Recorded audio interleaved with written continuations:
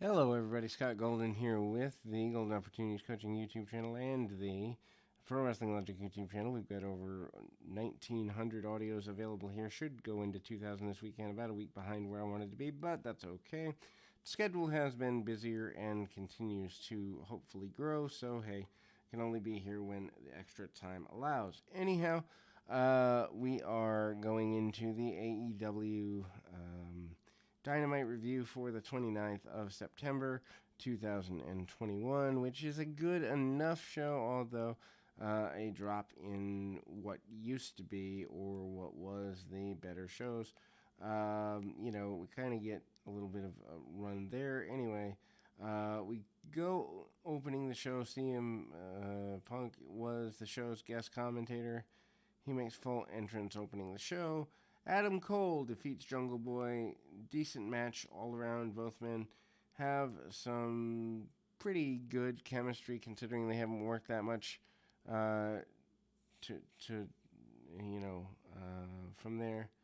Uh, they wrestle around early, and both guys come up pretty good, pretty even, establishing no real advantage during the early stages. Jungle Boy gets a big shot with a shoulder tackle. He then hits step up arm drag followed by a drop kick, sending Cole out to the arena floor.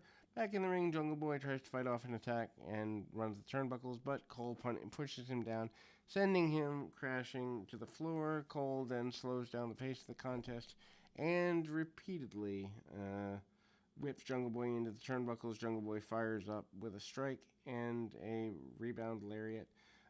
Trade strikes, big center of, concluding with a thrust kick. Jungle Boy hits a belly to belly suplex, followed by a German bridging suplex for a 2 count. He then pitched Cole into the trio and hits a basement drop kick for near fall.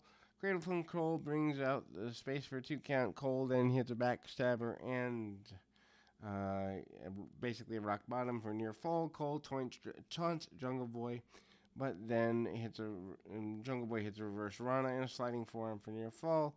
Jungle Boy then hits a Death Valley driver for another near fall. Cole surprises Jungle Boy with a super kick, and obviously everyone does super kicks, so it doesn't really matter. Sending him out to the floor, and then tries to hit the Panama Sunrise on the floor. Jungle Boy goes for a dive instead, but Cole cuts him off with a drop kick. Jungle Boy then hits a Rana over the top rope and sends Cole back to the floor. Upon re-entry into the ring, Cole crushes Jungle Boy with a super kick, hits him with the Panama Sunrise, and gets a near fall, moves the knee pad and goes for the last shot. Jungle Boy avoids it and locks in the snare trap. Jungle Boy has to reapply his grip, and Cole uses the separation to kick Jungle Boy low with the referee's view not exactly clear. Cole then hits a running knee and gets the win. After the match, Elite comes down celebrating with Cole. Through a commercial break, once back, Anderson talked up the Elite. To be Elite, you need to be the AEW World Champion or the greatest tag team of all time. Cole then said that he called his shot, beating Jungle Boy by himself. Then he's undefeated. Brandon Cutler tried to say something, but gets cut off by Nick Jackson, who gives the mic to Nakazawa.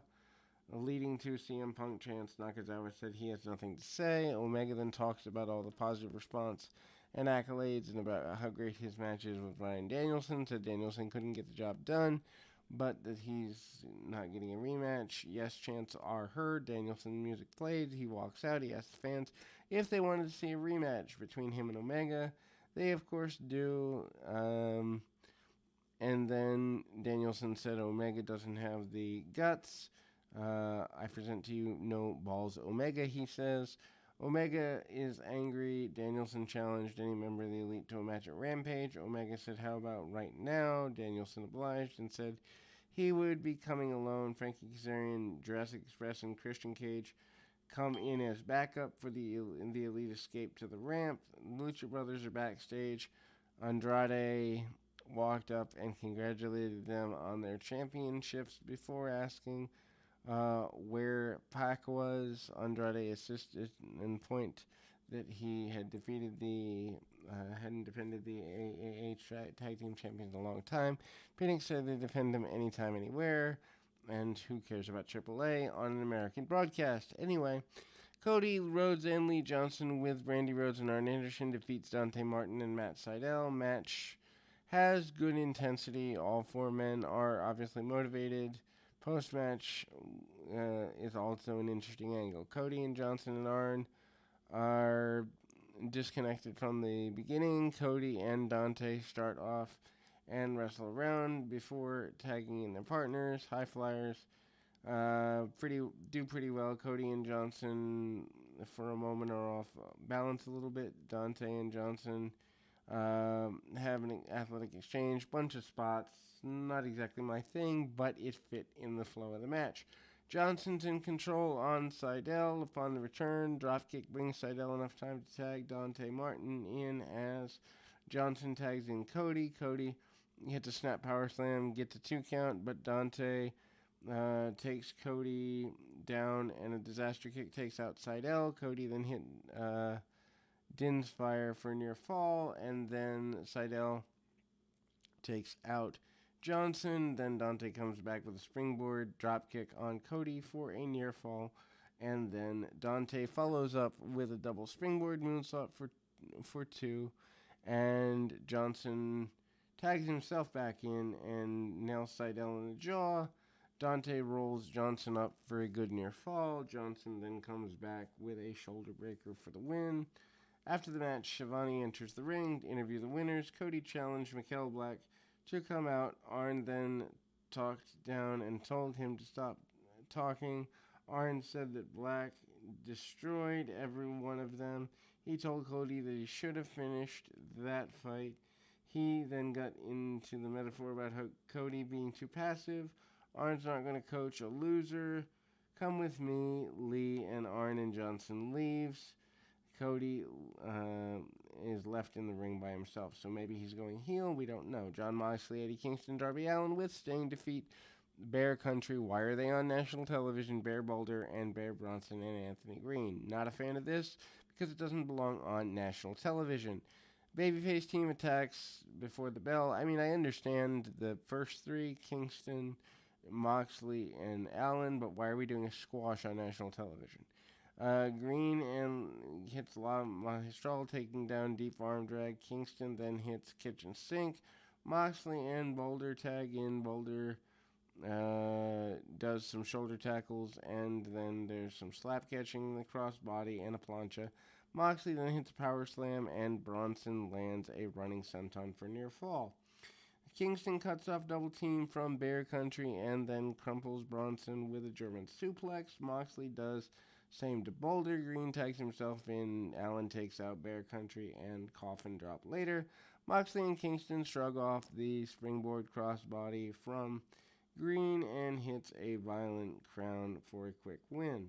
Post-match, Sting has Scorpion Death Drop on Green. Video package recaps Britt Baker and Ruby Soho from the previous week. Hardy Family Office, which nobody cares about, are in the ring. Hardy said a year and a half ago he was supposed to make his debut in Rochester. That was deleted because Rochester is an awful town and doesn't deserve a legend like Hardy. Orange Cassidy's music interrupts, and he and the Dark Order make their entrances. Brody Lee Jr., a.k.a. Negative One, posed with the Dark Order on the apron. Orange Cassidy and Dark Order, Evil Uno, Stu Grayson, Alex Reynolds, and John Silver, Alan Angels, 10, and Colt Cabana, defeat Hardy Family Office, Matt Hardy, Mark Quinn, Isaiah Cassidy, Butcher, Blade, Angelico, Jack Evans, and Jahel Jalal. Too many people, much a waste of time. A lot of people loved this. They think it's supportive. They think it's... And I'm all for doing an honor to Brody Lee. Don't get me wrong. And I'm even all for if you have to use the Dark Order to do it because that's what he was affiliated with. Don't get me wrong. But this, everybody gets to be on the show. Everybody hop because we all want to play. It doesn't belong on national television. If you want to do this on some form of a YouTube show or some sort of, commemorative after the show event and then just show Brody Lee pictures, that's fine. But this just filling up TV time, no. Anyway, Dark Order shows disagreement from the start. Angels unmasks himself and argues with Uno, allowing Butcher and Blade to hit double team suplex for a quick near fall. Private Party hits Bulldogs, Flapjacks, and another near fall. Orange tags in, puts his hand in his pocket, takes down both members of Private Party with a drop kick. Match breaks down into a 16-way chaosness ahead of the commercial. Reynolds gets a hot tag. Upon return, he and Uno work together to take out Angelico, but there's more miscommunication, gets in the way. Arn tags in, hits the top rope, splash for near fall. Uno walks out on the team. Match breaks down once again. -1 and Amanda Huber, Tay Conti, and Anna Jay walk out, talking some sense into Uno and company. -1 tosses a paper in Uno's face, and they run back into the ring. Everyone in the Dark Order lands dives, followed by 10 hitting a spear through the ropes to the floor. Silver brings out the most ridiculous sequence of offense and takes out everyone in the process.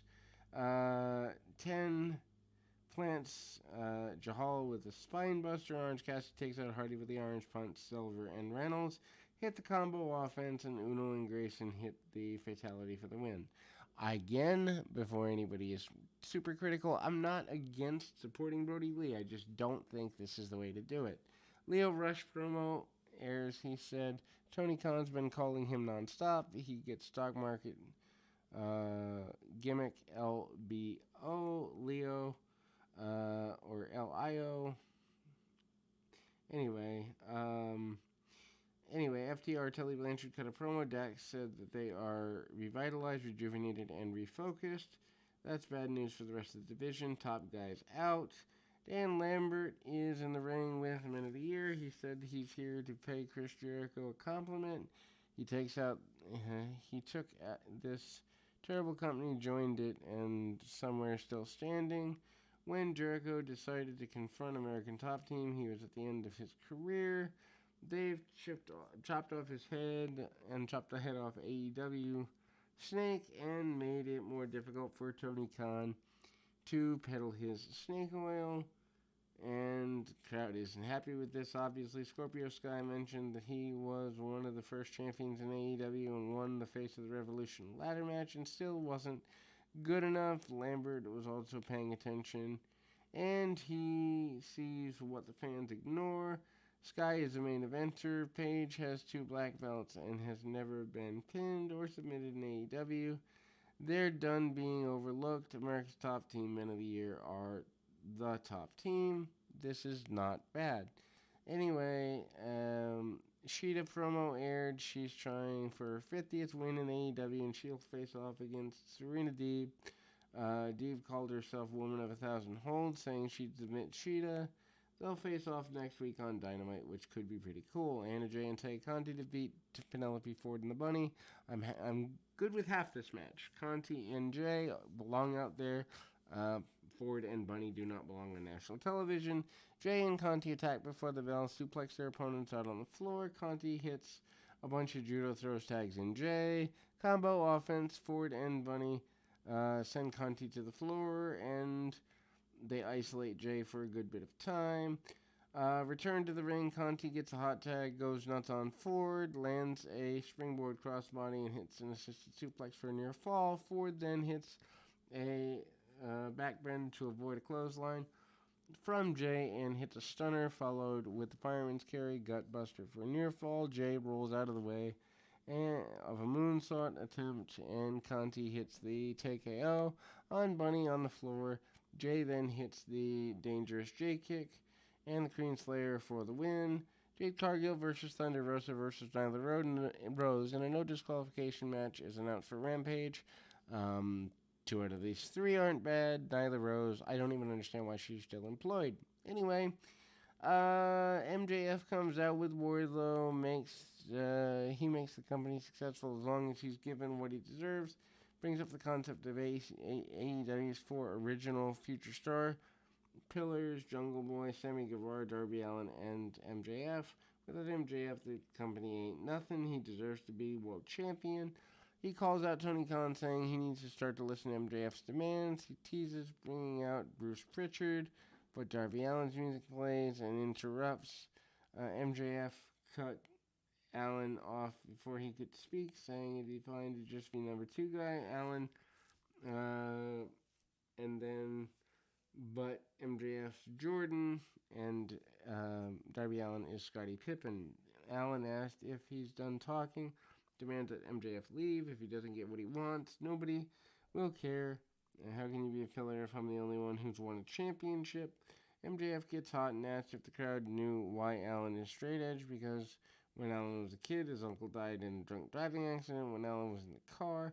MJF said that night the wrong man died and demands Allin hit him. Allin wouldn't budge, telling MJF to keep talking. MJF and Wardlow slinked out without a fight.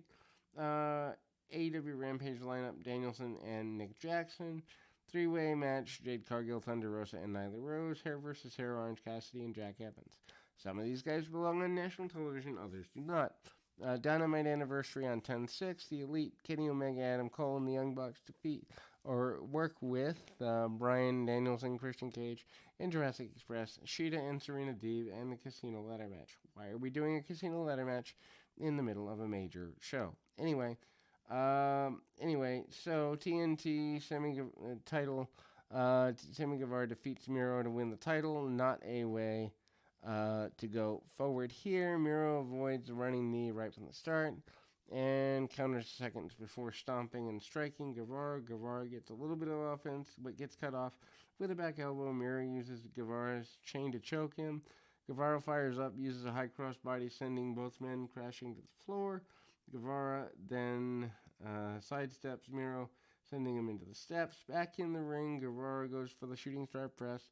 Miro catches him and turned it into an overhead belly-to-belly suplex ahead of a commercial. Great power move by Miro. Miro is in control upon return to the broadcast and continues and hits a jumping knee. And once again, German suplex. Guevara starts to come back with a standing Spanish fly. This doesn't look realistic. Guevara flips out of the German and avoids a corner splash, sends Miro to the floor. He then lands a running dive out to the corner, post, and outside. Back inside, Miro avoids a cross body and then a black hole slam for a 2 count. He then calls for the game over, but Guevara surprised him with a 2 count and 2 rising knees, climbs the ropes. Miro cuts him off, and they jockey for position. Miro is sent crashing to the mat. Guevara lands a diving uppercut. Guevara then goes for the GTH. Miro fights out, hits signature thrust kick. Near fall, Miro is frustrated, and he starts going after the turnbuckles. Fuego del Sol runs out, gets in Miro's face. Distraction allows Guevara to hit a knee, sending Miro into the turnbuckle. Guevara hits Tornado DDT and the GTH, and then runs the ropes, hits a 630 splash to win the championship. Confetti falls from the rafters, and there's a celebration, and everybody celebrates to end the show. Not a fan of this. I don't think that Sammy Guevara is the right guy, honestly, to have won the championship. But again, it's not, I'm not their target audience, I don't think. But anyway, till next time, keep your feet on the ground, your mind in the moment. Till next time, everybody.